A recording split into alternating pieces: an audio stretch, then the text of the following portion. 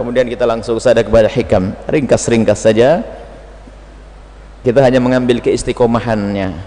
Istiqomah. Qala al-musannif rahimallahu ta'ala nafa'ana Allahu bihi wa bi ulumihi wa bi ulumi masyaikhihi fid dharain amin il anqal. Hikmah yang ke-47, la tadrukidz dzikra, jangan kau tinggalkan berzikir. Zikir la ilaha illallah subhanallah alhamdulillah la haula wala quwata illa billah. Zikir la tadrukidz dzikra, jangan kau tinggalkan zikir li'adami hudurika ma'allah, hanya gara-gara engkau belum bisa khusyuk kepada Allah. Jangan gara-gara kita tidak khusyuk lalu kita tidak berzikir. Teruskan berzikir biarpun belum bisa khusyuk. Bagaimana bisa disifati khusyuk kalau tidak ada zahir zikirnya? Kapan seorang melakukan sholat khusyuk? Sholat dulu baru bicara khusyuk. Khusyuk saja nggak ada sholat, mana ada khusyuk? Zikir dulu, kata Imam Ibn Athaillah As-Sakandari. Jangan gara-gara hatimu tidak bisa khusyuk lalu kamu meninggalkan zikir. Maknanya Pak, mulailah sering berzikir dulu. Khusyuk nggak khusyuk? Lianna ghaflataka an wujudi dzikrihi asyaddu min ghaflatika fi wujudi dzikrihi. Kelalaianmu kepada Allah dengan hatimu tapi masih dibarengi dengan lesanmu yang berzikir kepada Allah, masih lumayan. Lupa lesan, lupa hati, asyad, lebih parah lagi min ghaflatika, daripada kamu masih lupa lalai dengan hatimu tapi masih ingat dengan lesanmu. Repot, lesannya nggak berzikir, hatinya juga tidak berzikir. Nah, lesan yang menyebut kebaikan masih lumayan, biarpun hatinya belum yaqdhah, belum sadar. Wa man dzakara ma'a wujudi yaqdhatin, barang siapa yang berzikir kepada Allah, menyebut nama Allah, menyebut nama Allah ma'a wujudi yaqdhatin, dengan kesadaran, dengan akal, sadar akal pikirannya. Yaqdhah itu sadar, yaqdhah itu martabat. Kalau hudur itu tinggi lagi. Coba, ini ada tingkat ghaflah, yaqdhah, ada disebut oleh Ibn Athaillah dengan khudur. Yaqdhah itu ingat kita berzikir, sadar lafadznya. Wa man dzakara ma'a wujudi yaqdhatin, kalau orang sudah bisa berzikir dengan kesadaran arti lafadznya, kalimatnya,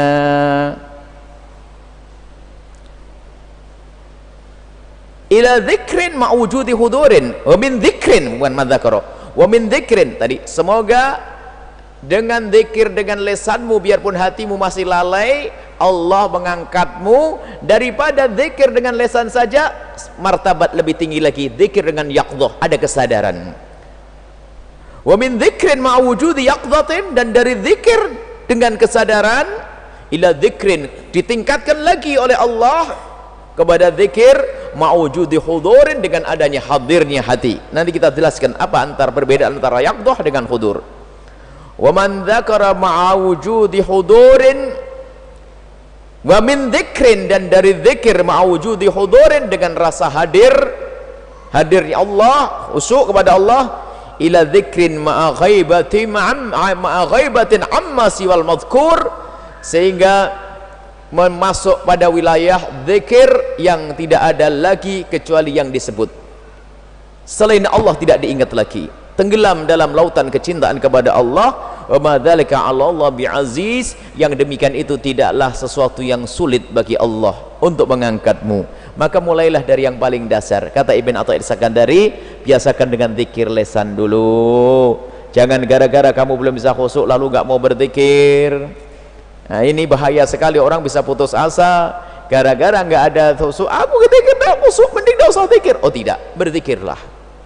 Bahkan sebagian para sholihin mengatakan, berdoalah ya Allah seperti engkau maha kuasa.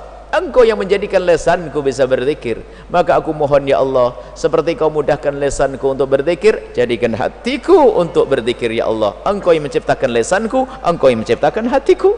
Yang menciptakan lesan kita adalah Allah. Allah bisa mampu menjadikan lesan kita berzikir, Allah juga mampu menjadikan hati kita berzikir. Maka jangan putus asa. Kalau ada orang berzikir dengan lesannya saja, biarpun hatinya kosong, masih lebih bagus daripada orang yang sudah lupa dua-duanya. Enggak berzikir dengan lesan, enggak berzikir dengan hati. Maka dimulai dari berzikir dengan lesan, ini menjalankan perintah. Zikir itu kan ada dengan lesan juga, dan ada pahalanya.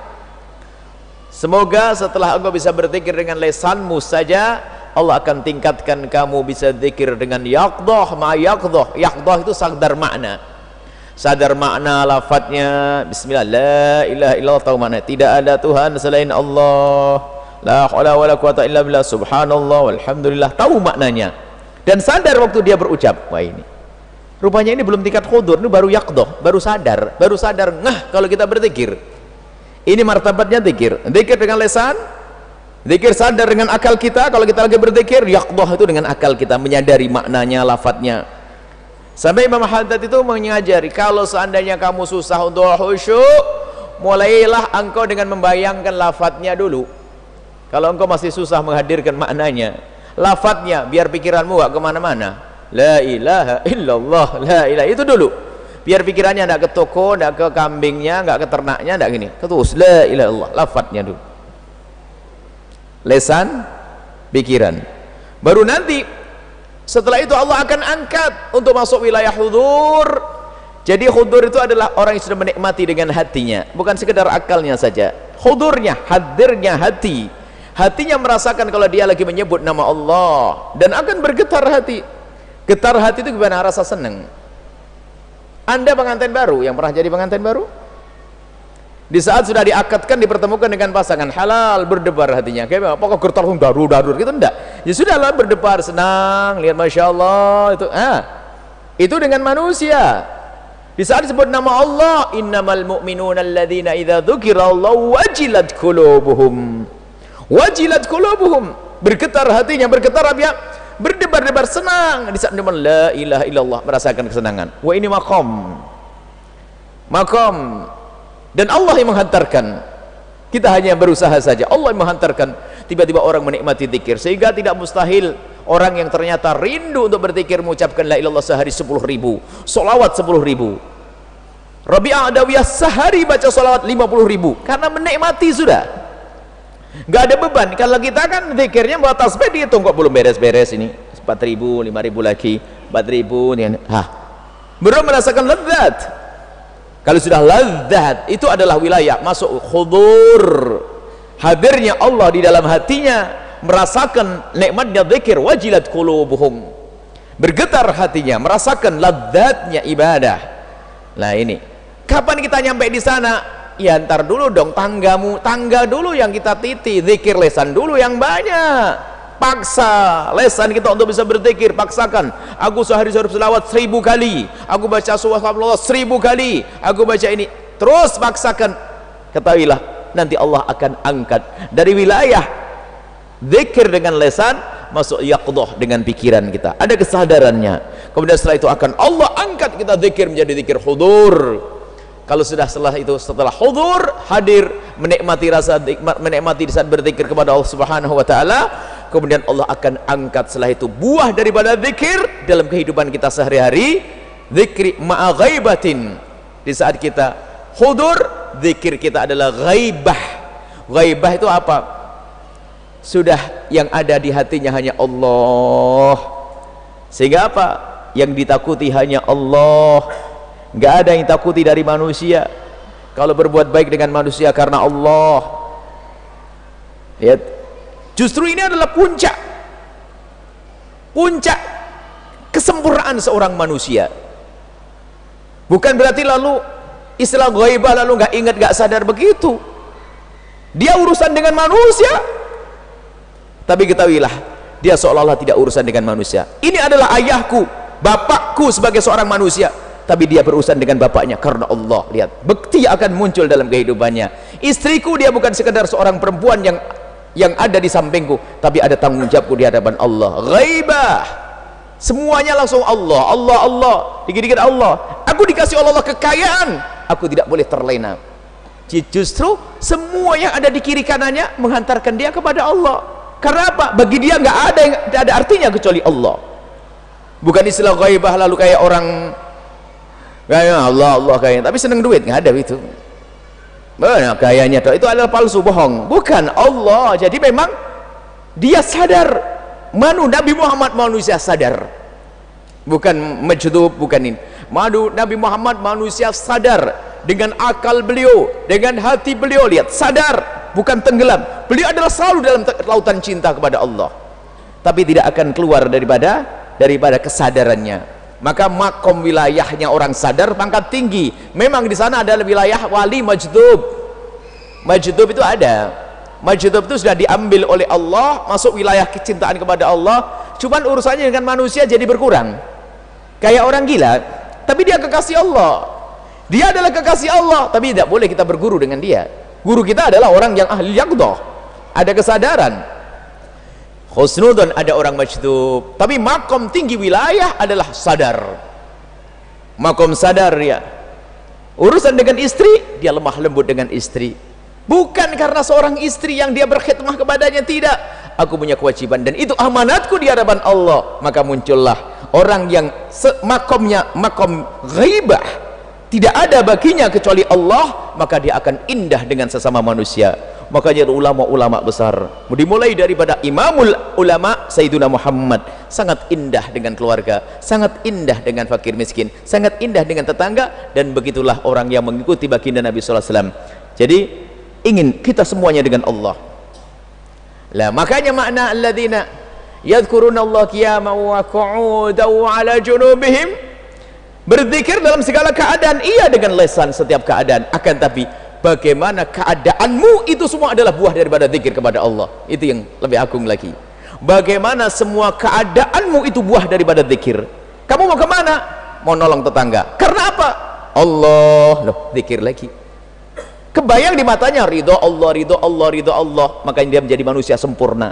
Sempurna nisbi maksudnya. Sempurna di hadapan Allah.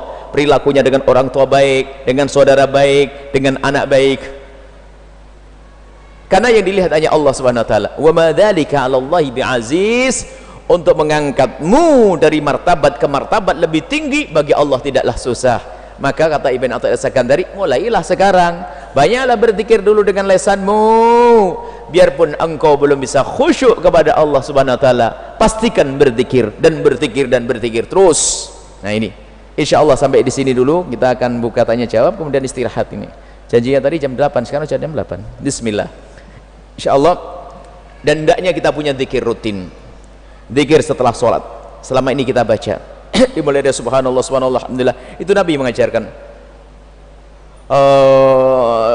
Alhamdulillah, alhamdulillah, Allah akbar, ayat kursi, Allahumma inni ala dzikrik wa syukri wa husni ibadatik, dan seterusnya. Itu adalah zikir-zikir diajarkan baginda Nabi, jangan Anda tinggalkan. Kemudian Anda harus zikir-zikir yang sifatnya Anda baca rutin, istiqomah, apakah di pagi hari, di sore hari. Zikir pagi, zikir sore. Ambil waktu yang tepat agar istiqomah. Kalau ternyata ada kesibukan, Anda qadha. Dan zikir, dan hendaknya zikir itu harus bermacam-macam, bukan la ilallah saja. Ada la haula wala quwwata illa, ada subhanallah, alhamdulillah, ada istighfar, bermacam-macam. Bermacam zikir. Dan diantaranya paling mudah, kita cukup baca yang dikumpulkan para ulama. Ada di al-ratibul haddad, ratibul attas, zikir para masyayikh. Itu adalah zikir bermacam-macam. Baca saja terus sambil berlatih dan memohon kepada Allah agar kita bisa khusyuk. Mohon dong kepada Allah yang berkhusyukan Allah, tapi berlatih dulu la ilallah, sambil kita mencoba meresapi maknanya dengan pikiran, akal pikiran kita, sampai nanti Allah akan berikan kesejukan di dalam hati kita, sampai wajilat qulubuhum wa idza tuliyat alaihim ayatu zadatuhum imana, akan bertambah iman. Ayo kita mulai berzikir, jangan ngentengkan masalah zikir. Di perjalanan zikir ya, zikir. Kalau Anda sering lupa baca tasbih, tasbih bukan suatu yang salah. Tasbih itu mengingatkan. Kadang orang kalau pegangannya HP kan SMS, tapi kalau pegangan tasbih jadi zikir gitu loh, kan sama aja. Kalau punya HP langsung WA, tapi kalau punya tasbih ya berzikir kepada Allah Subhanahu wa taala. Dan biasakan di rumah kita ada sesuatu yang mengingatkan kita kepada Allah, atau la tansa dzikrallah, di kamar jangan lupa zikir kepada Allah. Indah. Kemudian saling mengingatkan. Bagaimana saling mengingatkan? Tidak ada masalah sesaat-saat kita menyuarakan zikir. Sebab dalam Al-Qur'an disebutkan innamal mu'minuna alladzina idza dzukira, disebut nama Allah. Bukan menyebut, tapi disebut. Jadi zikir disuarakan boleh agar orang lain mendengar, lalu ingat kepada Allah. Jangan sampai nanti enggak boleh kamu keras-keras berzikir. Ya biar orang lain dengar. Tapi yang wajar dong, jangan teriak-teriak di kupingnya sampai orang ketakutan nanti ya. La ilaha illallah, subhanallah. Kan enak kalau anda laku minum alhamdulillah. Orang dengar, oh iya saya alhamdulillah juga. Karena lupa dia. Baik, ini saja insyaallah kita buka tanya jawab. Semoga Allah menjadikan kita ahli zikir yang akan disebut oleh Allah di ahli langit, dipamerkan di hadapan para malaikat-malaikat kalau ini adalah hamba berzikir. Dan semoga seperti Allah mudahkan zikir lisan kita, Allah mudahkan akal pikiran kita untuk yaqdah, untuk faham, dan hati kita untuk bisa berzikir kepada Allah, sehingga zikir itu benar-benar bisa dirasakan oleh anggota tubuh kita, sehingga tidak ada mata yang memandang kecuali diridhoi oleh Allah, tidak ada kalimat terucap kecuali diridhoi Allah, tidak ada yang kita dengar kecuali diridhoi oleh Allah, dan tidak ada gerak tangan kita, kaki kita kecuali menuju yang diridhoi oleh Allah Subhanahu wa taala. Wallahu a'lam bissawab.